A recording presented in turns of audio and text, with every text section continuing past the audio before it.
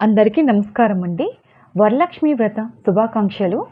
వరలక్ష్మి వ్రతం చేసుకునేవారు వరలక్ష్మి వ్రత కథని తప్పకుండా వినాలండి. అసలు వరలక్ష్మి వ్రతం ఎలా మొదలుపెట్టారు, ఎవరు స్టార్ట్ చేశారు అన్నది ఈ వీడియోలో తెలుసుకుందామండి. ఈ వరలక్ష్మి వ్రత కథ విన్నవారికి అలాగే చదివిన వారికి లక్ష్మీదేవి భోగభాగ్యాలు అష్టాశ్వర్యాలు కల్పిస్తుందండి. వీడియోని స్కిప్ చేయకుండా చూడండి. సూత మహాముని సౌనకాది మహర్షులను చూసి ఇలా చెప్పారు: మహర్షులారా, స్త్రీలకు సకల సౌభాగ్యములను సిరి సంపదలను ఇచ్చే వ్రతం ఒకటి సాక్షాత్ ఆ పరమేశ్వరుడే పార్వతీతో చెప్పారు. ఆ వ్రతమును గురించి మీకు వివరిస్తాను, వినండి.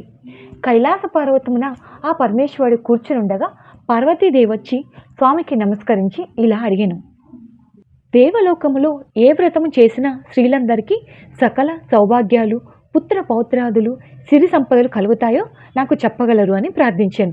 అప్పుడు ఆ పరమేశ్వరుడు ఇట్లా పలికెను: దేవి, స్త్రీలకు సకల సౌభాగ్యములు కలగజేసే వ్రతం ఒకటి ఉన్నది. అదే వరలక్ష్మీదేవి వ్రతం. ఆ వ్రతమును శ్రావణ మాసంలో శుక్లపక్షంలో వచ్చే పౌర్ణమి తిథి ముందు వచ్చే శుక్రవారం రోజున చేయవలెను అని చెప్పగా పార్వతీదేవి ఇట్లు అడిగెను: ఓ లోకరక్షక, ఈ వ్రతమును ఎలా చేయవలెను? వరలక్ష్మి వ్రత విధానం ఏమిటి? ఏ దేవతను ఆరాధించవలెను? ఇత పూర్వము ఈ వ్రతము ఎవరైనా ఆచరించారా? దీని గురించి నాకు వివరించగలరు అని ప్రార్థించాను. అప్పుడు పరమేశ్వరుడు పార్వతీదేవిని చూసి, ఓ కామాక్షి, వరలక్ష్మి వ్రతం గురించి సవివరముగా చెప్తాను విను. పూర్వము మగధ దేశమున కుండీ నంబం అనే పట్టణం ఉన్నది. ఆ పట్టణమున బంగారు ప్రాకారములతోనూ బంగారు గోడలతోనూ ఇల్లు ఉండేవి. ఆ పట్టణంలోనే చారుమతి అనే బ్రాహ్మణ స్త్రీ ఉండేది. ఆ వనితామణి భర్తను దైవముగా భావించి పూజించేది. రోజు తెల్లవారుజామునే లేచి స్నానమాచరించి పూజాది కార్యక్రమాలు చేసుకొని అత్తమామలకు అనేక సేవలు చేసి ఇంటి పనులు చేసుకొని మిగతా వారితో ప్రియముగా మాట్లాడుతూ అందరితో సౌఖ్యముగా ఉండేది. ఇటువంటి గుణములు ఉన్న చారుమతి యందు వరలక్ష్మీదేవి యొక్క అనుగ్రహం కలిగింది. ఒకనాడు చారుమతి స్వప్నం నందు వరలక్ష్మీదేవి కనిపించి ఇట్లా పలికెను: ఓ చారుమతి, నేను వరలక్ష్మీదేవిని. నీ యందు నాకు అనుగ్రహం కలిగి ప్రత్యక్షమైతిని.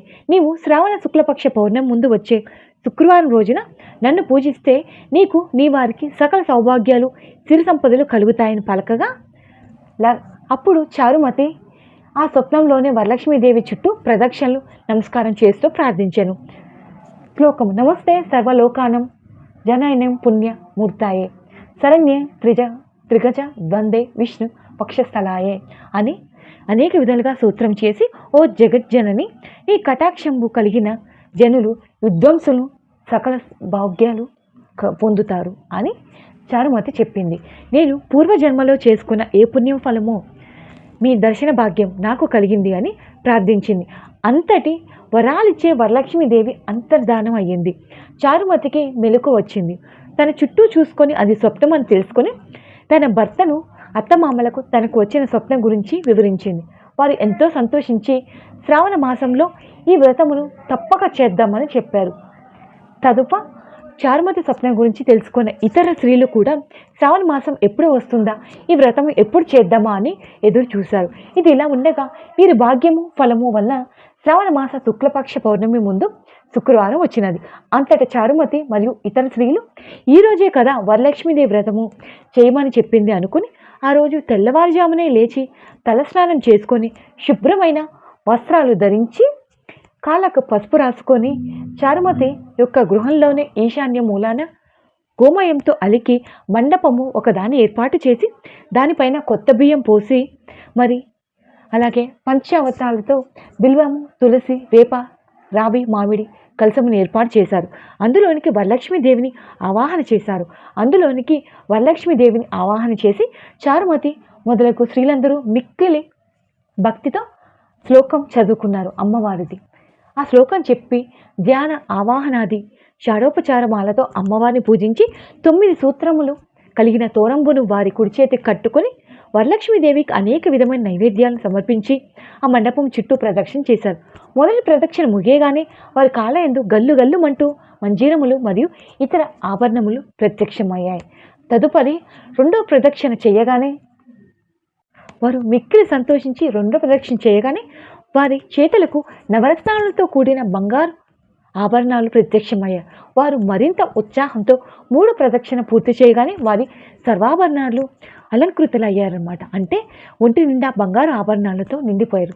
అంతటి చారుమతి మొదలైన స్త్రీలు ఇళ్లలో స్వర్ణాభరణాలు, రథ గజ తురగ వాహనములు నిండి ఉండెను. ఆ స్త్రీలందరినీ తీసుకువెళ్ళుటకు వారి యొక్క భర్తలు వాహనాల్లో వచ్చారు. అప్పుడు చారుమతి మరియు ఇతర స్త్రీలు ఈ వ్రతమును కల్పోక్తముగా తమతో చేయించిన బ్రాహ్మణులను గంధ పుష్పాలతో పూజించి 12 ఉండ్రాలను దక్షిణ తాంబూలంగా ఇచ్చి నమస్కరించి ఆ బ్రాహ్మణుని ఆశీర్వాదం పొంది ఆ వరలక్ష్మీదేవిని నివేదించిన నైవేద్యమును బంధుమిత్రులతో కలిసి పూజించినారు. పిదప వారి కొరకు వచ్చిన వాహనములను ఎక్కి వారి ఇళ్ళకి వెళ్తూ ఒకరితో ఒకరు, ఓహో చారుమతి దేవి, ఎంతటి భాగ్యవంతురాలువో కదా నువ్వు అని సాక్షాత్ ఆ వరలక్ష్మీదేవియే ఆవిడ స్వప్నంలో వచ్చి ఈ వ్రతం గురించి చెప్పినది అని చారుమతిని మిక్కిలి కొనియాడి వారి వారి ఇళ్లకు చేరుకున్నారు. అప్పటి నుండి చారుమతి మరియు ఇతర స్త్రీలు ప్రతి ఏటా ఆ వరలక్ష్మీదేవి వ్రతమును చేస్తూ అష్టైశ్వర్యాలతో భోగభాగ్యాలతో తొలతూగుతూ ఉన్నారు. కావున ఓ పార్వతి, ఈ వ్రతమును 4 వర్ణముల వారు చేసుకోవచ్చును. ఎవరైతే ఈ కథని వింటారో అలాగే చదువుతారో కూడా సకల సుఖములు కలిగి ఆ లక్ష్మీదేవి యొక్క అనుగ్రహం తప్పకుండా కలుగుతుంది. అందుకే ఈ వరలక్ష్మీదేవి వ్రతం చేసుకున్న వారికి తప్పకుండా వ్రత కథని వినిపించాలి, చదువుకోవాలి, వచ్చిన వారికి దక్షిణ తాంబూలం అన్నది సమర్పించాలి. మీకు అమ్మవారి అనుగ్రహం తప్పకుండా కలగాలని కోరుకుంటూ మీ అందరికీ ఈ వీడియో నచ్చితే లైక్ చేయండి, షేర్ చేయండి, కొత్తగా చూస్తున్నట్లయితే సబ్స్క్రైబ్ చేసుకోండి. Thank you for watching.